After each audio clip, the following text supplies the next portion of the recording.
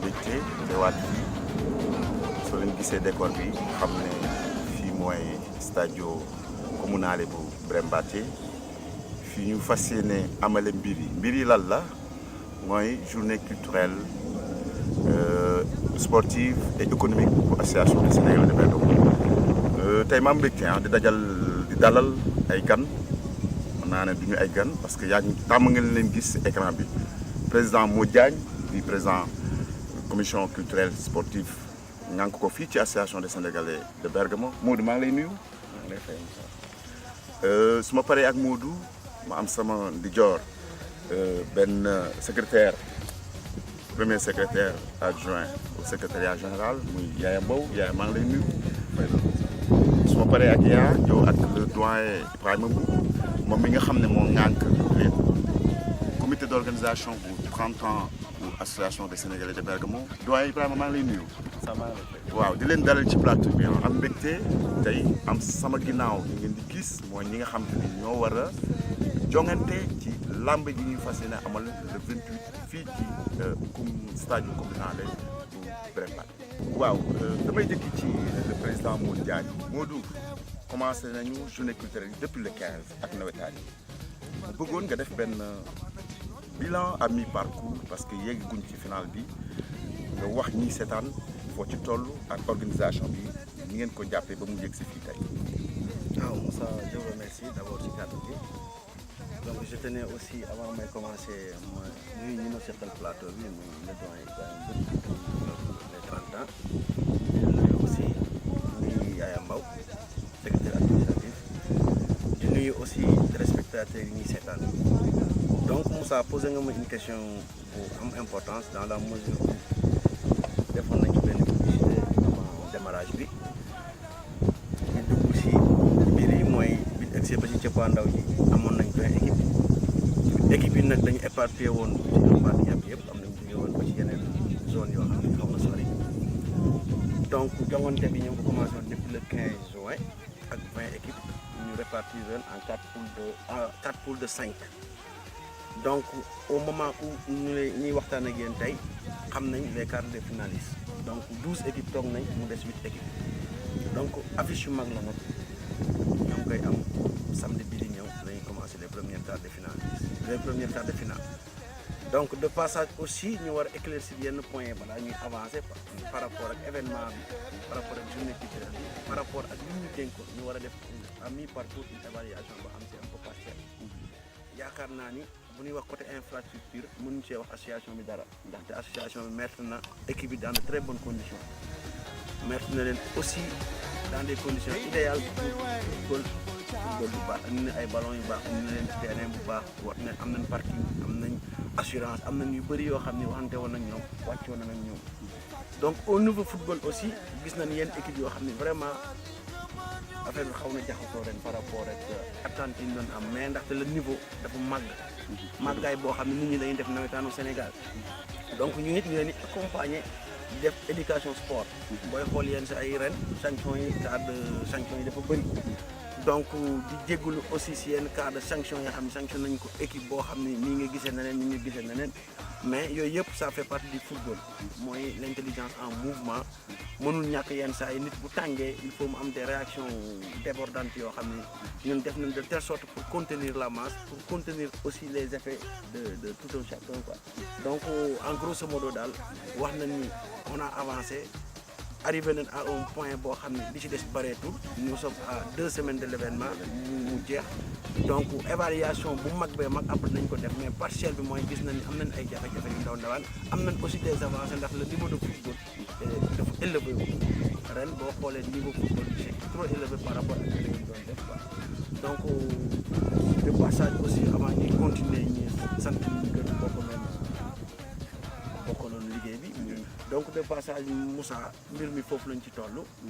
di jox nit ñi rendez-vous le 27 pour pour clôture bi quoi. d'accord ak làmb ji koy war a clôturer quoi. merci président Modou Diagne ñuy fàttali ne moom moo ŋànk tout ce qui est culture sport ci association des Sénégalais de Bergamo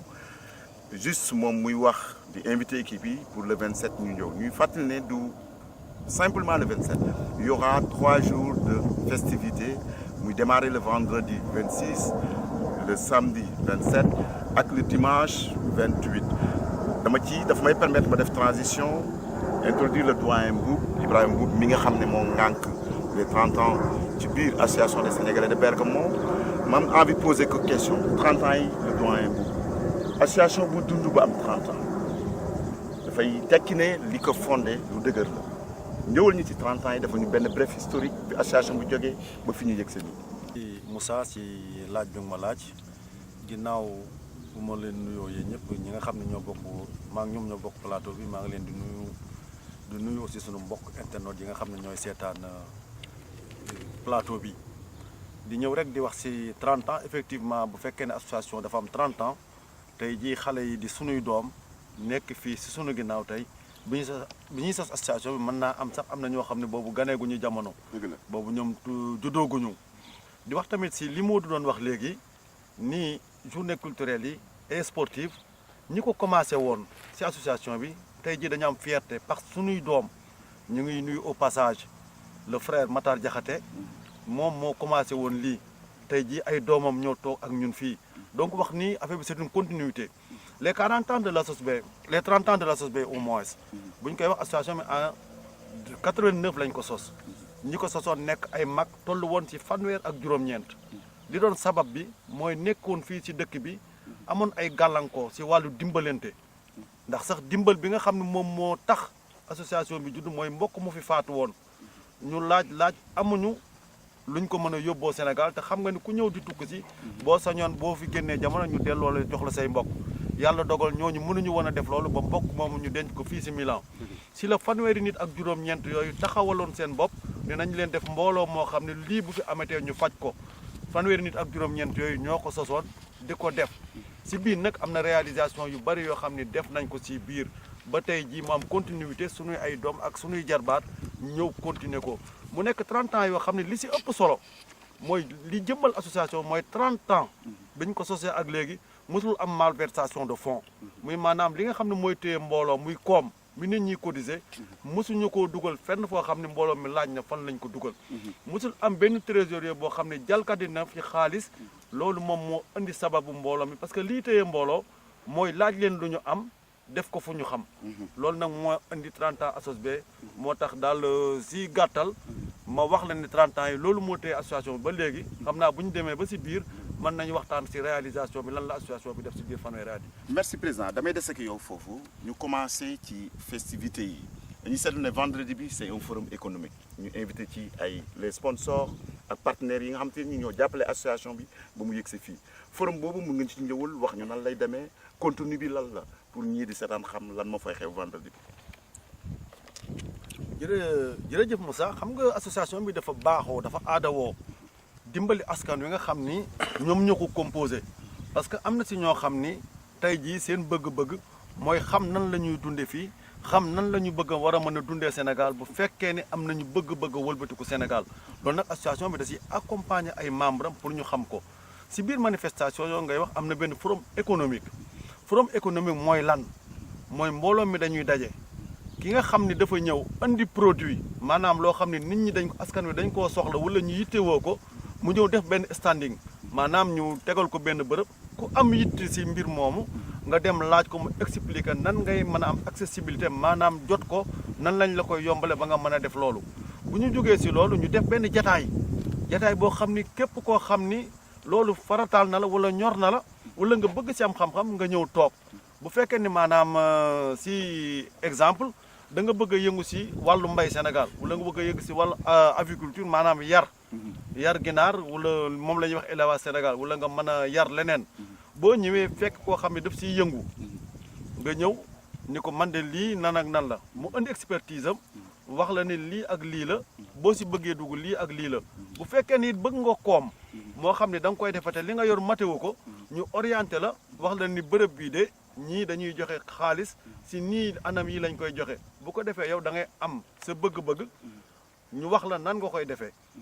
wax la it nan ngay amee fonds yooyu pour mën a def loolu donc association loolu moom mooy forum donc stand yi dinañ ko ubbi incha allah ajjuma ginnaaw bu ñu defee waxtaan wu yam fële si siège ba boo xam ne képp ku fa ñëw bëgg information na nga ñëw bu ko defee si diir bi nga xam ne moom la ñuy def làmb ji ak final bi dinañ ko def fii si stade bi képp koo xam ne amoo woon jot ñëw fële si siège ba nga ñëw fii laajte parce que wax dëgg yàlla association bi loolu moom mooy wareefam yor ay nit ñu jiital la ñooñu la jiital nag war nga di waxtaan ak ñoom pour orienter leen pour que seen ëllëg mën a jëm si ëllëg yi ñu bëgg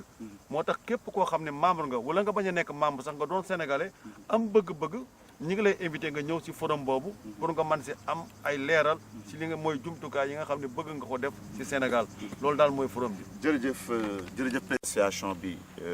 kuréel gi nga xam te ne moo géré 30 ans yi mais fàttali ne émission bi li ko tax a jóg mooy ñetti fan yi journée culturelle yi association des Sénégalais de Bergamo war a amal le 26 mooy vendredi bi moom wax na ko mooy forum économique bi le 27 mooy finalu tournoi bi di ko jeexal ak benn soirée de galaya bi moo xam ne ni Daba Sey moo ko fas yéene animé le dimanche aussi dina am gala de lutte dama ciy njëw mu permettre ma dalal Yaya Mbow pour ñu waxtaan ci wàllum culture parce que ku wax làmb wax culture Yaya ma bëggoon nga ñëwal ma tuuti lan moo nar a xew dimanche ndax ñi nekk suñu gannaaw ñooy nekk acteur dimanche yi mooy mbër yi nga xam ne ni ñoo fas yéene jongante fi ñu toog nii lan mooy xew dimanche ci wàllu culture ci wàllu bàkk ci wàllu ndaw rab bi nag yooyu dégg naa yaa ngi préparé loolu ñëwal ci nit ñi lan mooy xew dimanche fii ci terrain bi. waaw Moussa maa ngi lay gërëm di la sant di rafetlu laaj bi di nuyu d'ailleurs ñi ma bokkal plateau bi le président Boub ak le président Modou Diagne di nuyu tamit mbër yi nga xamante ni ñoom ñoo war a jongante effectivement ci sa laaj ci sa wax nga ko ndax bu ne làmb Sénégal dañuy xam ni suñu sport national la bien vrai que sax football bi mais boo xoolee actuellement ni làmb ji dem na ba jël benn ampleur boo xamante ni bi football bi amoon làmb ji léegi moo ko jël donc te mënoo wax làmb te boole woo ci folklore te comme ñun dañoo wàlli siyaan dañoo ñëw ci réewum nasaraan fekk fi benn culture teewut ñu fàtte ñun lañ ñu mooñee ak la ñu cosaanoo loolu dañ koo indaale di war a jëlaale tamit ci bi ñu fekk ndax làmb ji dafa am benn surprise boo xamante ni dañ ko réserver ndax bu ñu toogee jëmmi jamono ba ñaari nasaraan di war a futteeku bëree c'est parce que kon làmb ji am na fenn fu mu toll foofu sax dama doon ñaax sax naan CNG sax war nañu fay droit d'auteur ndax dem nañu bay bëreloo ay tubaab bon donc comme ni ñu ko gisee rek mbër yi dinañ ñëw bëre asos bee nag def ci liggéey nag mucc ayib vraiment te ñii di bëre suñuy doom lañu suñuy rakk lañu suñuy jarbaat lañu te ñenn ñi fii la ñu juddoo ñenn ñi fii la ñu màggee dañ koy gis à la télé wala doon dem Sénégal vacances gis mbirum làmb ji ñu préparé ci nag benn volet boo xamante ni c'est totalement folklorique waaw c'est totalement folklorique bëgg nañu jël parce que ku xam Sénégal xam ne li ko constitué mooy ay ethnie maanaam ay nit ñoo xamante ni dañoo appartenir ci benn langage te bu ñu fàttali ni Sénégal dafa am loo xamante ni dafa tëdd ci suuf en transversal muy maanaam le cousinage culturel boo xoolee diggante séeréer bi kal gi am ci diggante séeréer bi ak pël bi nga jël kal gi am ci diggante pël bi tamit aussi ak joolaa bi kon donc mu nekk loo xamante ni loolu moo tabax Sénégal loolu moo tabax les fondements culturels boo xamante ni moom mooy le Sénégal donc bu ñu xoolee ci loolu bëgg nañu jël gone yi nga xamante ni dañu fay juddoo ak gone yi nga xamante ni dañoo wàlli siyaan ñëw fekk fi seen i wéyjur won leen seen i cosaanu maam maanaam dinañ leen solal moo xam ci côté lébu bi nii lébu di solo solal leen noo xamante ni tukulóor yi ni ñuy soloo solal tamit séeréer yi bu boobaa nag ñu daal di def benn défilé boo xamante ni typiquement culturel defaale comme ni nga ko waxee ndaw rabin ay bàkku mbëri dinañ leen jox seen temps large ñu wane lan mooy làmb maanaam ci bàkku bi ci fecc mi maanaam ñu wane daal li nga xamante ni lépp moom la askanu Sénégal moom lañ ko xamee ci maanaam ci wàllu culture ñu ciy réserver nag surprise bu mag di ñaan nag bépp doomu aadama ak foo mënta nekk na nga ñëw te xam ne Sénégal moo aye ndax bëgg nañu woon nasaraan bi ne ko ñun ci lii lañ nekk ci lii lañ juddoo te dara du tax ba ñu jéggi wala wàcc ci li nga xamante ni moom lañ suñuy maam yi moo ñëw. merci Yaya Mbow mu doon jëw ci wàllum culture bi donc di wax ne association bi dafa bokk ci ay mission def promotion culture sénégalaise fii ci Italie ñuy fàttali ne ASOSB info tey moo fi ñëw di tourner émission bi di wax ne lii dafa bokk ci benn mission bu ñuy wax en route vers les journées culturelles mais dellu si le président Modou Diagne pour ñu wax ci contenu wu le samedi 27 bi nga xam ne dafay am final tournoi am ngeen ñoo lañ ko tuddee am na parrain am na marraine ñu ñëw ci loolu président Modou Diagne. Merci Moussa. ma revenir un peu pour éclaircir yenn paramètres par rapport ak li ñu dénk. tournoi bi ñoo ngi ko tudde woon Adama Thiam ndaxte rôle bi mu joué par rapport ak passem ci association bi mooy il fut le secrétaire général de l' association def fi ay réalisations yi aussi yu mag moo tax association bi daal di ni ren moom ñëpp ñoo xam ne mos nañu jaar wala ñu jàpp ci association bi wala ñu jàpp ci société bi d' une manière boo xam ne ñëpp dañ ko gis dañ leen delloo njukkal en l' occurrence aussi suñu marraine bi muy soxna Yacine Fall aussi dañ ko gis muy dox ay jéego yoo xam si à côté social boo xam ne mi ngi koy defal bépp doomu sénégalais bu nekk fii amul si xàjj ak seet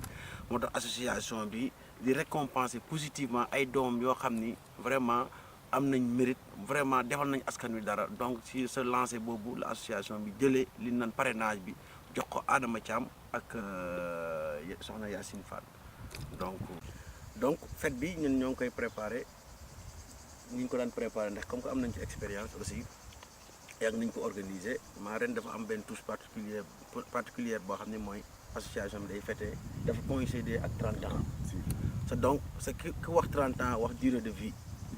sa dundu nit moom vraiment booy football booy xool ñu si bëri amuñu 30 ans donc association bi judd na ba pare ñoom ñi soog a judd am na ñoo xam ne association ñoo dem ngénte ci leen ren ñu ñëwaat di football ci tournoi bi donc yooyu yëpp mu nekk des acquis yoo xam ni dañ ko war a consolider donc ñoo ngi préparer la fête comme il se doit fête bi ñoo ngi koy préparer par rapport ak les moyens ñu jox ren booy xool affaire bi dafa xaw a ala daw me tuuti ndaxte dañ ci indi benn groupe boo xam ni mooy groupe Kourouma boo xam ni ce sont typiquement des Italiens boo xam ne dañuy fecc suñu jéembe yi la ñuy tëgg donc mu nekk touche particulière boo aussi boo xam ne dañ ko ci ñëwante donc il y aura aussi des changements ak ñoo xam ne ñuy accompagner par rapport ak bés bi donc ren dina amaat match xale comme ni ñu ko daan defee année bu ne mooy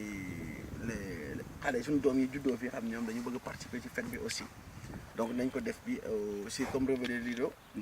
dañ am aussi des fanfares yoo xam ni waa commune bi ñu nekk muy commune de Bërëm Mbaate ñan ko jox ñoo war a ñëw jàngal ñu suñu hymne national Sénégal jàngal ñu hymne national Italie comme que ñun c'est l'intégration la ñuy wax yooyu yëpp ñu xool si donc ñoo ngi préparé aussi avant match bi benn forum bu ñuy def fii si benn genre réunion ak les autorités italiennes. waaw mooy rencontre officielle bi ñu war a def. officielle si mooy suba bi si commune bi. si yooyu yëpp si journée culturelle bi la bokk ñoo ngi koy def si suba gi ak ñoo ngi koy defee si salle de délibération bu commune Bërëm Mbaate di ko def ak syndachi yi nga xam ñoo nekk fii yëpp si à côté. muy bu Bolcere Verdellino Verdello Bërëm Mbaate ak Tiserano yooyu yëpp ñooy ñëw war a daje fii. donc mu nekk yooyu yëpp si préparation en route ni ko Moussa waxee en route vers les journées culturelles donc ñoo ngi woo aussi nit ñi à ce que ñu def preuve de solidarité envers l'association ñëw soutenir aussi xam ne ñuy ay bénévolat rek lañu xam ne ñuy aussi c'est un contrat social moo ñu lié contrat boo xam ne vraiment dañ koy def lépp pour askan wi di ko préparer aussi dans le fair play ñu xam ni aussi une finale c'est une fête kun gagné nga xam ni c'est le sport kenn pertul kenn gañewul c'est l'association ce sont les Sénégalais donc fête bi stade baa ngi nii dina rëy ngeen ñëw seetaan ci football bi ngeen seetaan ci finale bi seetaan ci les meilleures équipes de Lombardie bi moom lay mën a wax quoi donc en quelque sorte Moussa merci loolu daal laa amoon ci lu ma ciy wax quoi merci président ñuy fàttali ne lii yëpp c'est en route vers les journées culturelles bu ñu jógee ci match bi ci ngoon si guddi gi am na ay xéewal yu fara am muy dîner boo xamante ne après dafay am soirée Galayabe mooy permettre ma introduire waat le président Mboup pour ñu waxtaan ci dîner bi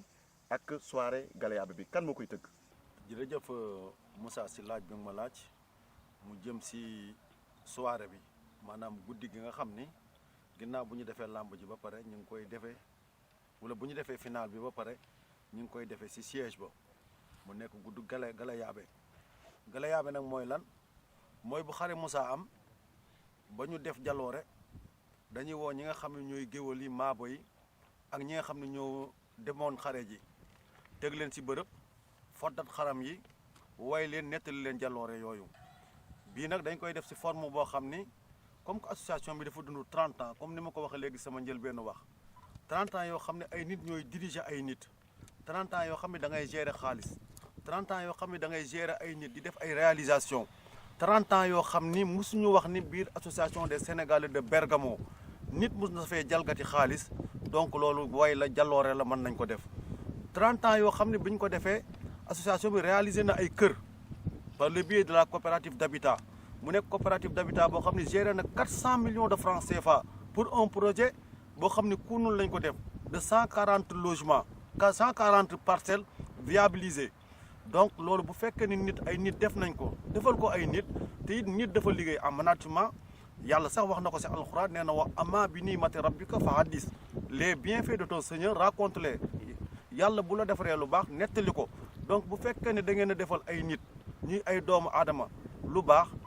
jar na bu ñu toogee ci benn guddi ñu def loolu nettali ko fàttali nit ñi fàttali wuñ ko it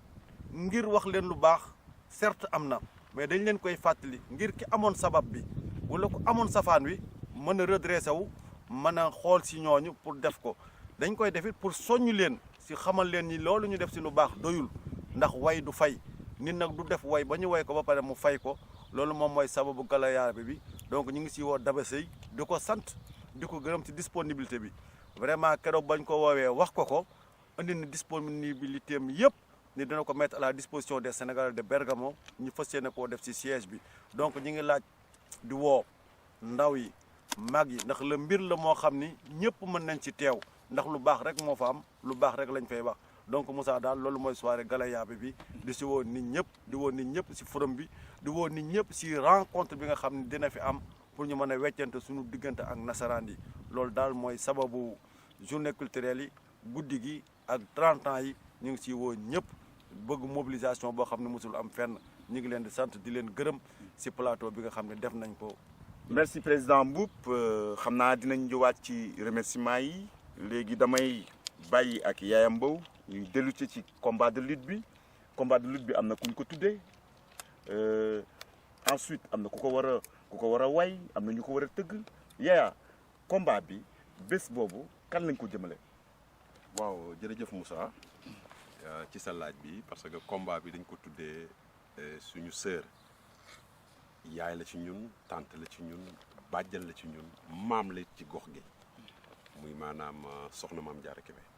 soxna Maam Diarra Kébé moom mooy la présidente de la section féminine liggéeyam ñëpp gis ko nemmeeku ko rafetlu ko ndax disponibilité am temps am lay jël ndax booy seet ci guddi yi Seydina Mohamed gi ñu weesu suba ba ngoon jot ci biir waañ bi la nekk moom ak ay moroomu jigéenam vraiment ñu ko ciy jaajëfal di ko ñaanal yàlla nag yàlla may ko fan wu gudd ba mu fekkee ay njëriñu sëtam lépp lu mu bëgg nag ci kër àdduna yàlla na ko suñu borom def ci barke Seydina Mohamed waaw muy soxna Maam Diarra Kébé d'ailleurs rek tur bi rek dafa wuy borom ndax ku ne soxna Maam Diarra xam taxawaayam moo xam ci diine moo xam tamit ci communauté sénégalaise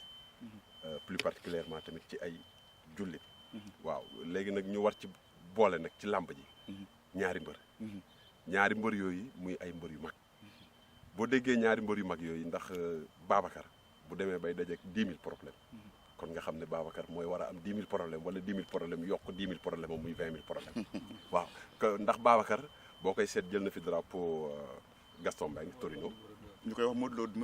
Modou Lo numéro 2 te ku xam Modou Lo xam ne mobilisation la man ndax bu doon ne turandoom dëkk Parcelles di war a mën a dajale unité 1 ba unité 26 ak HLM Grand Médine extension kon nga xam ne ku ñu tuddee Modou Lo day wuyu turandoom dëgg la gàcce ngaalaama mu jëlaat tamit drapeau Sadi Ndiaye ñu koy boolee nag koo xamante ni nag Brescia la jóge muy maanaam tey dañ ne Lombardie bi la te ku xam Italie ni mu tëddee xam ni Lombardie moom mooy le pôle économique de l'Italie muy maanaam diggante Brescia Bergamo nga boole ci Piemonte loolu mooy Lombardie kon nag donc 10 000 problème bii du ma ne dina yomb ñaan lu ma ko nag mu yokk nekk 20 000 problème mais nag lépp tamit ci fair play la parce que dañuy wane rek suñu aada di ñaax nag mbër yi di ñaaxit ñi ñuy àndal ndax Sénégal ko xam-xam ne discipline lañ ko xamee di leen ñaan ñu ñëw ak fair play xumbaay bi ci la parce que dañoo war a wane suñu culture mais di ñaan nag ñii ànd ak mbër yi ak mbër yi seen jëm bopp bu ñëwee nañu comporté wu comme un Sénégalais parce que ñun ñëpp ay ambassadeurs lañu plateau bi ñuy def on représente l'ambassade du Sénégal parce que dañuy wane suñu culture dañuy promouvoir suñu culture ñu ñëw ak dal ak tey te xam ne lépp ci fair play la lépp Sénégal la celui qui perd ak celui qui gagne c'est le Sénégal qui perd c'est le Sénégal qui gagne sotti ceeg def ci la dërëm bi génnul gaal gi jërëjëf Yaya ñuy fàttali que ni ñu ngi ci en route vers les journées culturelles bu association des Sénégalais de Bergamo ASOSB ñu war a ñëw nag ci cant ak gërëm di ci jiital le président Cheikh Seck mi nga xamante ni moo ñu permettre ñun ñu mën a def li ñuy def fii ndaxte exécutif bi moom moo ko dirigé damay jëkk ci le président Mboup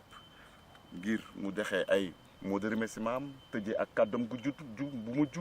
ñu tëj côté boobu parce que moom laa bàyyi woon mu wax ci wàllu forum bi ak wàllu soirée bi le président Mboup. di sant mbër yi di sant équipe yi dina wax jërëjëf ci turu doyen yëpp tey jii Moussa nga wax ma nga may ma sant di gërëm kenn koo xam ni tey jii mooy 13e édition xaw ma 14e édition. bu ñuy def 13e édition. bu ñuy def lii mu am ñoo xam ni tey jii ñoo ko sosoon Ousseynou Diop Matar Diakhaté xam naa seen biir ñoom ñoo sosoon lii tey seen i doom ñoo toog ak ñun fii tey loolu continuité la. tey moo jaan yor lengay donc ñu ngi sant loolu di gërëm loolu xam ne àdduna nii la c'est une continuité lu baax boo ko dee sos sa njaboot moo tax nga di ko sos yàlla def nañu am njaboot boo xam ne am nañu yaakaar si ñun xam ne li ñu bëggoon dinañ ko continuer donc ñu ngi leen ci sant di leen gërëm wasalaam jërëjëf. waaw Moussa dafa jekk nag ñuy wax kii dëgg làmb ji ndax kii dëgg làmb ji bu ne xam ne kan la ñu ngi Laye Rose te bu ne Laye Rose xam ni sëtu Laye Rose yàlla na koy ci kawam te yàlla xar ñu indi nag benn diva boo xamante ni diva sénégalaise la muy Soxna Daba Seye comme président Mboup sant na ko ci disponibilité moom mooy nar a woy làmb ji waaw mënu ma tëjee foofu nag te gërëmuma ñi nga xamante ni ñoom laa àndal aussi ci maanaam liggéey ci côté culture bi muy Soxna Daya Soutine remercier di nuyu tamit sëñ Maodo di nuyu tamit sama sœur tamit Ama Fall tamit ak disponibilité ak maanaam xarañam tamit ci biir association di nuyu nag l' ensemble des membres du comité directeur ak PE ak l' ensemble de la communauté sénégalaise. merci à ce qui est partie culture ci jouru combat de lutte bi nga xamante ni ay affiches yu am solo lañ ci def daf may permettre ma ñëw ci le président de la commission culturelle et sportive pour mu joxe kàddu gu mu jëm remercier ñi mu war a remercier parce que am na ñu ko jàppale ba mu yëg si fii président moom. Je vous remercie Moussa donc je tenais aussi à avant may jeexal ma sant ñi nga xam ñoom laa seqaloon liggéey bi sama plus proche collaborateur mooy la commission culturelle et sportive ñu ko seq divisé wu en 4 groupes secrétariat dirigé par les Assoutine di ko gis di ko remercier aussi si liggéey bu mag bu nekk di def si licencié côté administration convocation yi lépp loo gis waru këyit rek loo xam ne mooy doxal mbir mi rek moom moo nekk ci ginnaaw di sant aussi ñi nga xam ne ñoo nekk ci côté technique yi ku mel ne Aliou Ndiaye ñi nga xam ne mooy def les présentations Daouda Ndiaye ak Pape Moussa ñooñu di sant aussi ñi nga xam ni ñooy côté finance bi dirigé par Serigne Dame Diop ak xale yi mu àndal yëpp di leen sant donc bu ma limee damay juum ndaxte vraiment liggéey bi yaatu na rëy na di sant aussi cette année ci la communication ndax bu nee communication gis nañ mbir mi fi mu toll dañu gis ni le président relation extérieure def na ci liggéey bu mag di sant Maodo Malick aussi si liggéey bi mu nekk di def di sant aussi sant boo xam ne dama koy beral particulièrement Daouda Ndour si liggéey bi mu nekk di def si biir vestiaire yi mooy dafa am ñoom dañuy def benn liggéey boo xam si suuf lañ koy def kenn du leen gis Daouda Ndour si la bokk Daouda Fall ci la bokk daal yi ci la bokk ñu bëri ñoo xam ne ñoo ngi yëngu si mbir mi si lañ bokk ndaxte bu ñu paree stade bi infrastructure yi dañ ko war a delluwaat ñu menoon donc équipe bi nga xam ñooy bale aussi ñoo ngi leen di sant di leen gërëm vraiment di sant ñëpp di sant aussi di gërëm le président Cheikh Tidiane Seck ñu ngi ko wax lépp ndax moom laa waroon a commencé mais parce que moom lu tax commencé wu moom comme que c'est un homme de vision moom day dina comprendre lu tax ma jeexale ko ndaxte vraiment bu ñëwee si stade bi il se met à notre disposition dañ koy yónni sax muy dem OFA yam vraiment jox ñu le plein pouvoir daal di décider à ma place bu ñu demee ngeen rendre ma compte donc loolu lépp mu nekk des acquis yoo xam ne vraiment c'est à consolider di sant ñëpp ñoo xam kii de près ou de loin jàpp nga ci di sant aussi commune bi ñu jox stade bi quoi donc dans l'ensemble ñoo ngi sant ñëpp di sant parrains yi di sant marraines yi di sant aussi ñi nga xam ni am na loon leen yéene bu rafet yàlla antalu ko ñoo ngi leen di sant aussi di sant ñëpp je vous remercie Moussa loolu daal moo newoon sama kàddu. Merci le président Modou Diagne donc loolu moo doon première partie plateau bi ñu ñëw ci deuxième partie bi muy mbër yi nga xamante ni ñoo fas yéene bëri fii ñu toog di stade communal bu Birame Mbathé di jox di léegi pour ñu yeggali plateau bi.